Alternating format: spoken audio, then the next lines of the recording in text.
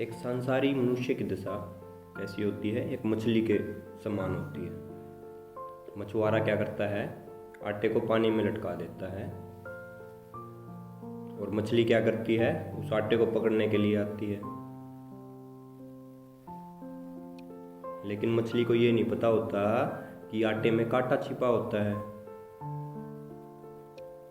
मछली कांटे को पकड़ने थोड़ी ना आती है, मछली तो आती है आटे को पकड़ने के लिए। वह आटे को खाने के लिए आती है, पर उस आटे में क्या होता है? उस आटे में कांटा छिपा होता है। वह कांटा मछली को फांस लेता है। मछली उस आटे के चक्कर में कांटे में फंस जाती है। मछुआरा आटे का प्रलोभन देता है मछली को ताकि वह कांटे में फंस जाए। बाहर आटा लगा होता है और भीतर कांटा छिपा होता है। उस मछुआरे की नज़र कहाँ होती है? उसकी होती है मछली पर, कि मछली आटा पकड़े और पकड़ते ही क्या हो जाएगा? मछली कांटे में फंस जाएगी। बिल्कुल वैसे ही मछली के जैसे सेम परिस्थितियां सांसारिक मनुष्य के अंदर होती हैं। मनुष्य को एक संसारी को जहाँ जहाँ आटा दिखाई देता है वह वही कांटे में फंसता चला जाता है। प्रलोभन सुख का होता है, वह अंत में दुख में चला जाता है। उसकी जो दशा होती है वह एक मछली के समान होती है। प्रलोभन के कारण वह फंस जाता है। आटे का प्रलोभन उसको दिया जाता है। सुख का प्रलोभन दुख में ले जाता है। इस संसार में जो भी भोगे जाने वाले विषय हैं उनके ऊपर आटा लगा हुआ है और भीतर उनके कांटा लगा हुआ है। बाहर सुख दिखाई देगा तुम्हें, सुख का प्रलोभन तुम्हें दुख में ले जाता है। तुम हर वस्तु को भोगना चाहते हो। उस कांटे को देखकर तुम्हें प्रलोभन होता है कि इसे मैं भी भोग लूं। हर बार आटे के चक्कर में कांटे में फंस जाते हो। सुख के चक्कर में हर बार संसारी दुख में चला जाता है। वह उस मूर्छा के कारण चला जाता है जो कभी टूटती ही नहीं। वह प्रत्येक कार्य मूर्छित किए हुए चला जाता है। मूर्छा में हर कार्य मूर्छा में करता है। हर बार वह नए प्रलोभन में फंस जाता है। नया आटा उसको दिखाई दे जाता है, फिर वह कांटे में फंस जाता है। तुम हर बार क्या करते हो? तुम हर बार किस्मत को दोष देते हो कि हो सकता है मेरी किस्मत खराब हो, इस कारण मैं कांटे में फंस गया हूँ। जो और संसारी तुम्हें सुख में दिखाई देते हैं, तुम्हें दूसरे को देख के लगता है कि फला व्यक्ति बहुत खुशहाल है, खुश है, उसकी अच्छी जिंदगी है।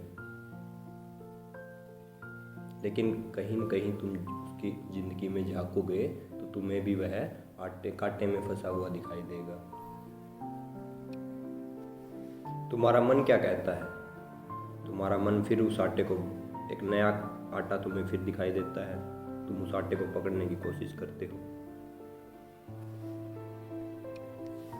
तुम्हारा मन कहता है कि हर बार मेरे साथ ऐसा थोड़ी ना होगा कि मैं हर बार फंसूंगा, हर बार दुख में जाऊंगा। कभी तो मुझे भी तो सुख मिलेगा।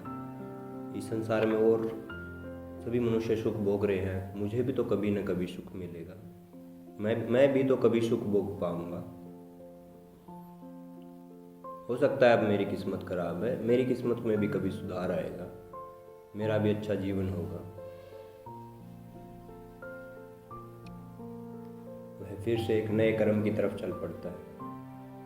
एक नया कांटा उसके सामने होता है और उस कांटे में नया आटा, नए रंग में, नए रूप में, नई सुगंध में उसके सामने होता है। फिर वह अपने आप को संभाल नहीं पाता, फिर से वह प्रलोभन में फंस जाता है। हर बार की यही स्थितियाँ, यही परिस्थितियाँ उसके साथ चलती रहती हैं। फिर तुम क्या सोचते हो? तुम सोचते हो कौन जाने इस बार आटा ही हो। मन में फिर द्वंद्व खड़ा हो जाता है कि एक मन तो कहता है कि ना ना आटा है, एक मन कहता है कि नहीं काटा है।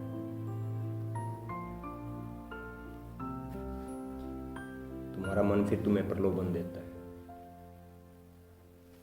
कि कहीं अब की बार आटा ही ना हो, हर बार काटा थोड़ी ना होगा जिंदगी में। मन कहता है हो सकता है अब की बार आटा ही हो। काटा तो दिखाई नहीं पड़ता, काटा तो जब दिखाई पड़ेगा, तब दिखाई पड़ेगा तुम्हें जब तुम्हें वह चुभेगा। चुभने से पहले काटा थोड़ी ना दिखाई देता है, पहले तो आटा ही दिखाई देता है। आटे की सुगंध दिखाई पड़ती है, आटे का रूप दिखाई पड़ता है।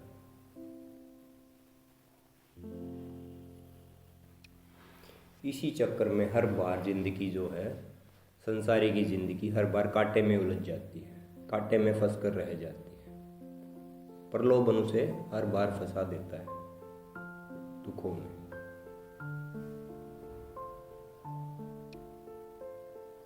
फिर वह परमात्मा को खोजता है। वो किए गए कर्म तो तुम्हारे ही होते हैं, वो परमात्मा के कर्म नहीं होते कि परमात्मा ने तुम्हारी किस्मत खराब बनाई है, तुम्हारी किस्मत अच्छी नहीं है। इसमें परमात्मा का कोई दोष नहीं है। तुम्हारे द्वारा जो किए गए कर्म हैं, जैसे कर्म तुम करोगे उनके अनुसार ही तुम्हें फल मिलता है। तुम ज़्यादा बुरे कर्म करते हो तो तुम ज़्यादा बुरे फंसते हो, अच्छे कर्म करते हो तो तुम्हें फिर भी संतुष्टि नहीं होती। तुम फिर भी सोचते हो कि ना कुछ न कुछ तो जिंदगी में रह गया, जो भी मिलना बाकी था। तुम्हें संतुष्टि नहीं होती, तुम्हें और कुछ और ज़्यादा ही चाहिए इस जिंदगी से। तुम जिंदगी को जीतना चाहते हो और जिंदगी को जीतने के चक्कर में तुम एक कांटे में, नए कांटे में फंस जाते हो।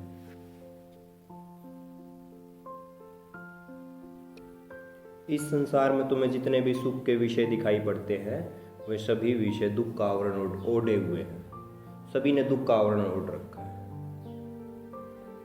ऊपर सुख दिखाई देता है, अंदर उसके दुख छिपा है। इसको ऐसा समझे, सुख ने दुख के वस्त्र ओढ़ रखे और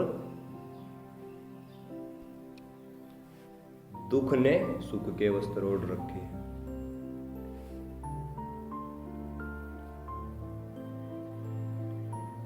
प्रारंभिक अवस्था में जहां तुम्हें सुख दिखाई पड़ेगा, उसके वहां अंतिम दिशा में तुम्हें दुख मिलेगा। और प्रारंभिक दिशा में जहां तुम्हें दुख दिखाई पड़ेगा, वहां समझना अंत में तुम्हें शांति और सुख मिलेगा। एक पौराणिक कथा है कि परमात्मा ने जब पृथ्वी बनाई थी,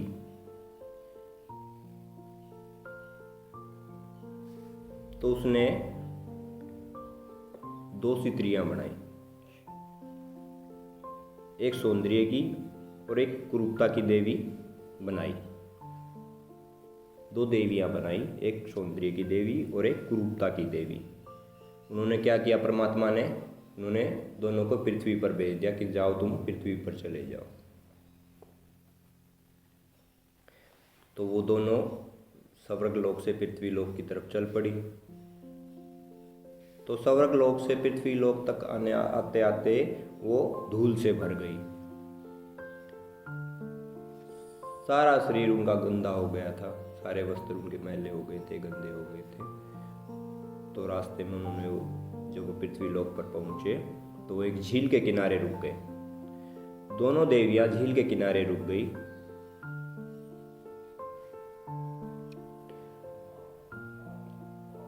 दोनों देवियों ने सोचा कि क्यों ना हम अब स्नान कर लें। तो उन्होंने झील के किनारे वस्त्र उतारे। दोनों ने अपने वस्त्रों को उतारा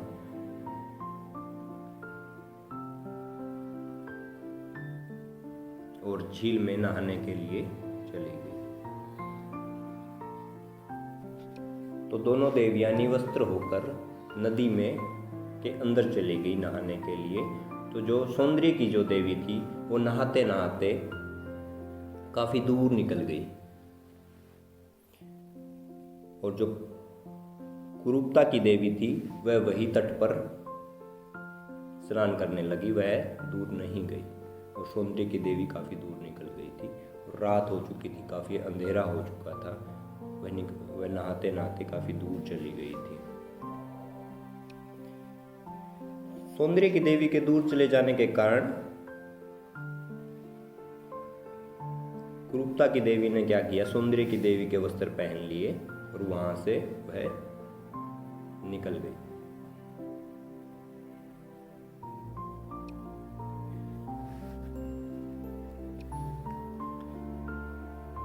सुबह का वक्त हो चुका था। सौंदर्य की देवी नदी के तट से बाहर निकली।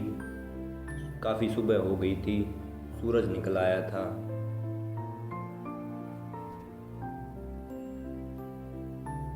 गांव के लोग जाग चुके थे और आना जाना आवागमन शुरू हो गया था। वह सौंदर्य की देवी नग्न खड़ी थी, तो उन्होंने क्या किया, वस्त्र तो उसके शरीर पर थे ही नहीं, तो वह भागी भागी उसी तट पर आई जहां उन्होंने वस्त्र को निकाला था।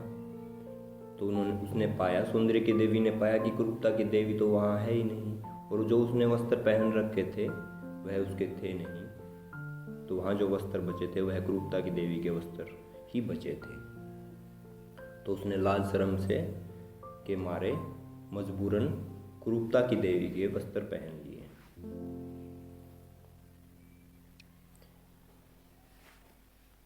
तो मजबूरन उसे कुरूपता के वस्त्र पहनने पड़े। उसके पास कोई विकल्प नहीं था, कोई उपाय नहीं था कि वह क्या करे। वही वस्त्र वहां पर उपलब्ध थे, और तब से कहते हैं, तब से सौंदर्य की देवी कोशिश कर रही है उस कुरूपता की देवी को खोजने के लिए कि वह मिल जाए और वह अपने वस्त्र उससे ले ले, लेकिन वह मिलती ही नहीं। उसने काफ़ी खोजने की कोशिश की, बहुत ढूंढा, और तब से सौंदर्य कुरूपता के वस्त्र पहने घूम रहा है, और कुरूपता सौंदर्य के वस्त्र पहने घूम रही है। तब से ही ये जो चीजें हैं उल्टी हो गई है। इस कथा में यह दर्शाया गया है। यह उस सत्य को दर्शाती हैं जो तुम्हारे साथ हर रोज घटना घटती है। इस जगत में तुम सौंदर्य के भीतर छिपी हुई कुरूपता को पाओगे। इस जगत में सुख के भीतर छिपा हुआ दुख पाओगे।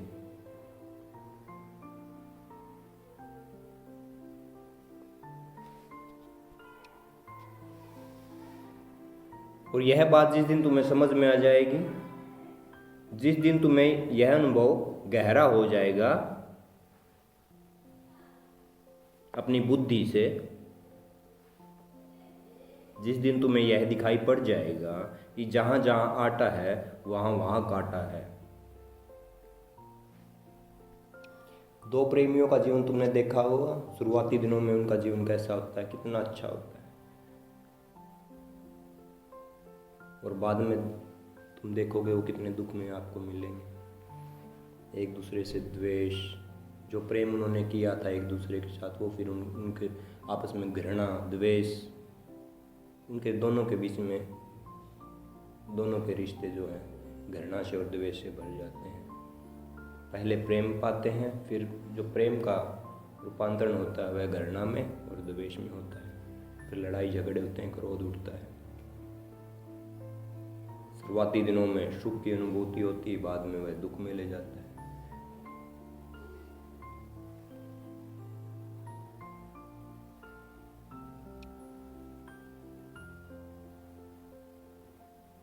और इस जगत में सभी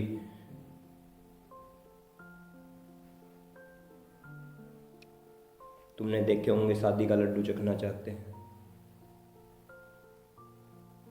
कितने ख्याली पुलाव पकाते हैं शुरुआती दिनों में, मेरी शादी होगी, कितना बड़ा, कितना आनंद आएगा। अब बाद में देखो, सोचो, तुम खुद ही सोचो जिसने शादी की, कैसे तुम्हारी ज़िंदगी कट रही है।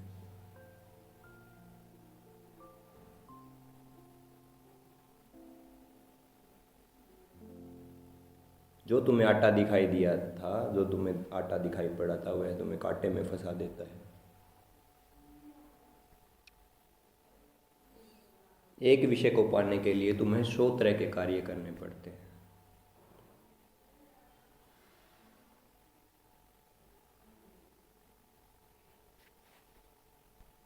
तुम्हारा जीवन अशांत हो जाता है।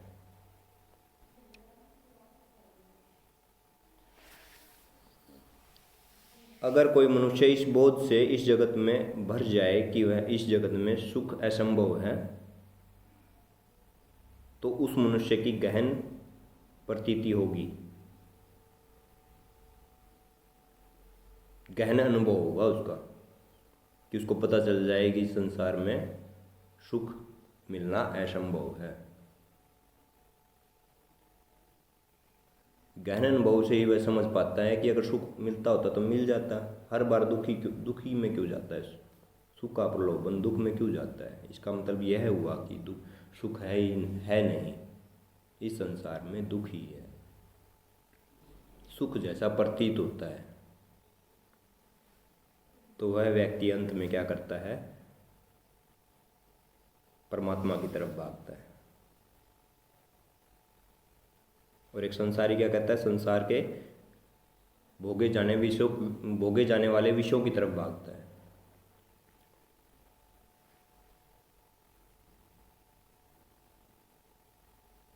वह सोचता है पहले जो इस संसार को भोग ले, जो भोगने के लायक है वो भोग ले, परमात्मा को बाद में देखेंगे। परमात्मा का विचार उनके ख्याल में आता ही नहीं। और गहन अनुभव से जिसने जान लिया कि संसार में दुख है,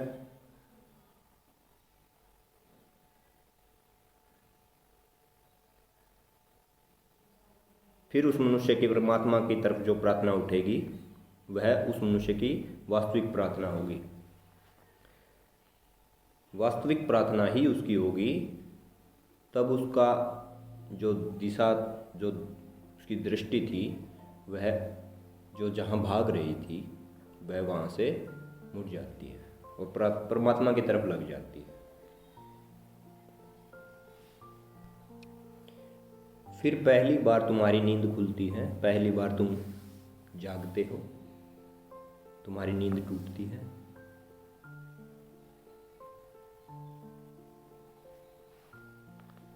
तुम सोए नहीं रहते।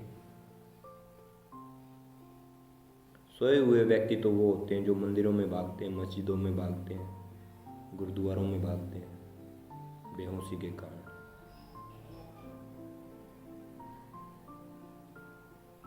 जैसे लूट मची है, कहीं तुम पीछे ना रह जाओ।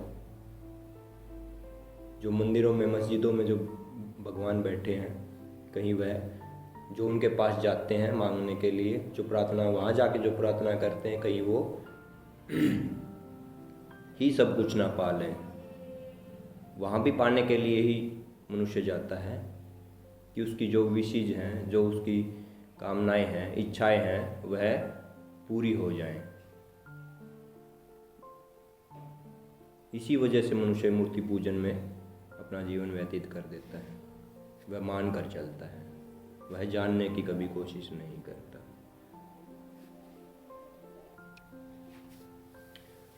और तुम्हारे जीवन में कोई बुद्ध पुरुष आ जाए तो वह तुम्हें जब झकझोरता है, तुम्हें हिलाता है, वह तुम्हें बतलाता है कि तुम यह क्या कर रहे हो। मंदिरों में, मस्जिदों में, गुरुद्वारों में कुछ नहीं रखा।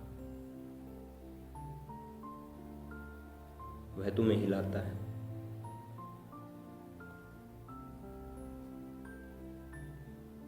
लेकिन तुम उससे नाराज हो जाते हो।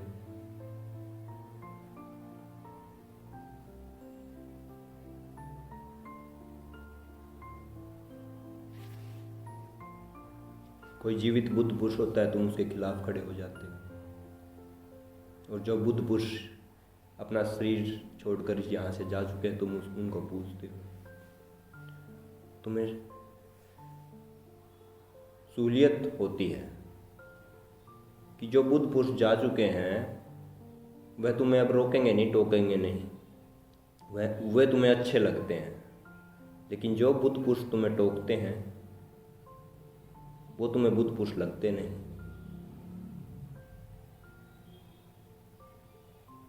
क्योंकि वह तुम्हें बदलने की कोशिश करते हैं और तुम अपने आप को बदलना नहीं चाहते।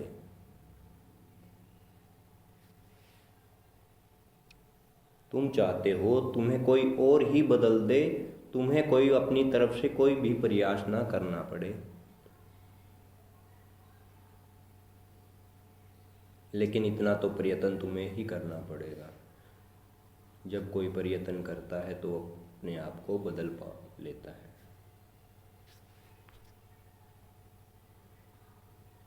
जो खुद प्रयत्न नहीं कर सकता वह मंदिरों में, मस्जिदों में, गुरुद्वारों में, गिरजाघरों में वह घूमता है अपनी मांग के कारण घूमता है।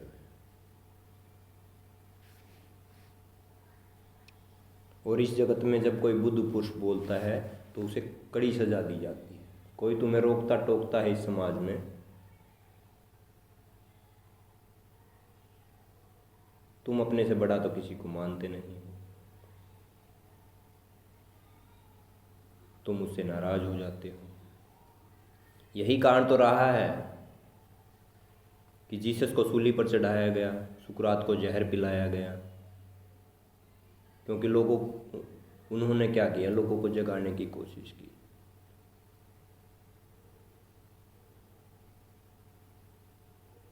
संसारी नाराज हुए।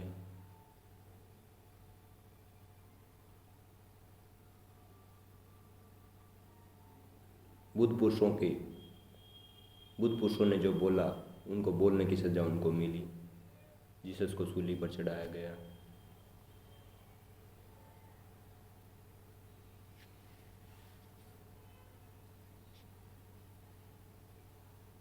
सुकरात को जहर दिया गया।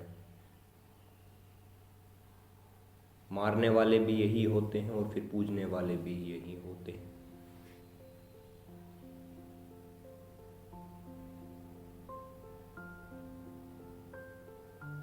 जो जीवित होता है उसको मार देते हैं और जो मर जाता है उसको पूजते हैं।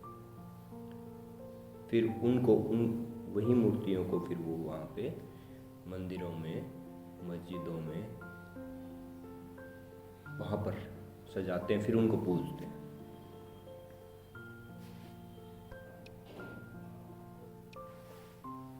तो हर बार कांटे में फंसने से तो अच्छा है परमात्मा के भजन में, सिमरन में लग जाओ, वहाँ आनंद ही आनंद मिलेगा।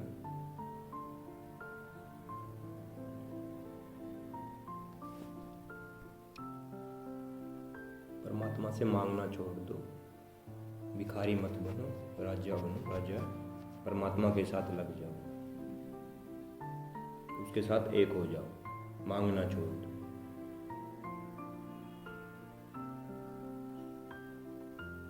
परमात्मा को पहचानने की कोशिश करो, प्रार्थना करो। आज का इतना ही। तुम्हारे चारों तरफ बैठे व्याप्त और तुम्हारे